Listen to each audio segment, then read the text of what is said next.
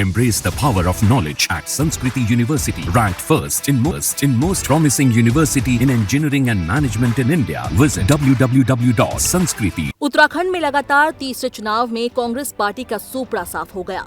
इसका प्रमुख कारण बने भाजपा के चुनावी ब्रांड प्रधानमंत्री नरेंद्र मोदी। 18वीं लोकसभा के चुनाव में भी मोदी के चेहरे को आगे कर चुनाव लड़ी भाजपा ने कांग्रेस को कुल 5 में से एक भी सीट जीतने के लिए तरसा दिया। कांग्रेस प्रत्याशियों की हार मतों के बड़े अंतर से हुई है। पहले प्रत्याशियों के चयन और फिर चुनाव प्रबंधन के मोर्चे पर पार्टी की कमजोर तैयारी उस पर भारी पड़ गई। उत्तराखंड में कभी कांग्रेस का जनाधार काफी मजबूत माना जाता रहा। साल 2009 के लोकसभा चुनाव में प्रदेश में पार्टी सभी 5 सीटें जीतने में सफल रही थी, लेकिन इसके बाद हुए 3 लोकसभा चुनावों में पार्टी एक भी सीट नहीं जीत पाई।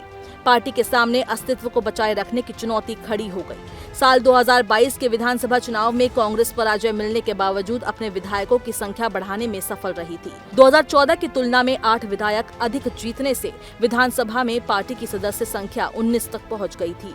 पार्टी अपने खोए जनाधार को पाने के लिए जिस प्रकार शक्तियां झोंक रही थी, उसे देखते हुए माना जा रहा था कि साल 2024 के लोकसभा चुनाव में पार्टी के प्रदर्शन में सुधार होगा। पार्टी खाता खोलने में सफल होगी। प्रदेश संगठन ने ब्लॉक और न्याय पंचायत के बीच मंडलम के रूप में नई इकाइयां गठित की। निचले स्तर पर गठित इकाइयों को सक्रिय करने के दावे भी किए गए। मंगलवार को चुनाव परिणाम घोषित होने से यह स्पष्ट हो गया कि लोकसभा चुनाव में पार्टी अपेक्षा के अनुरूप अपना प्रदर्शन सुधार नहीं सकी। प्रदेश के दिग्गज पार्टी नेताओं में इस बार लोकसभा के चुनावी समर में उतरने को लेकर हिचक रही। चुनावी राजनीति के दिग्गजों के इस रवैये को अब चुनाव परिणाम को लेकर उनके पूर्व आकलन से जोड़कर भी देखा जा रहा है। उन्हें मनाने के प्रयासों के कारण टिकट वितरण में देरी हुई, लेकिन पार्टी हाईकमान उन्हें चुनाव लड़ने के लिए राजी नहीं कर सका। टिकट वितरण समेत चुनाव प्रचार में पार्टी नेतृत्व की तैयारी और सांगठनिक कमजोरी ने चुनावी विजय के लिए जमीन पर कार्य कर रहे कार्यकर्ताओं के मनोबल पर असर डाला। परिणाम स्वरूप जीत पार्टी के हाथ से फिसलती गई और 5 सीटों पर कांग्रेस प्रत्याशियों की हार का अंतर 1.5 लाख से 3 लाख मतों के बीच रहा।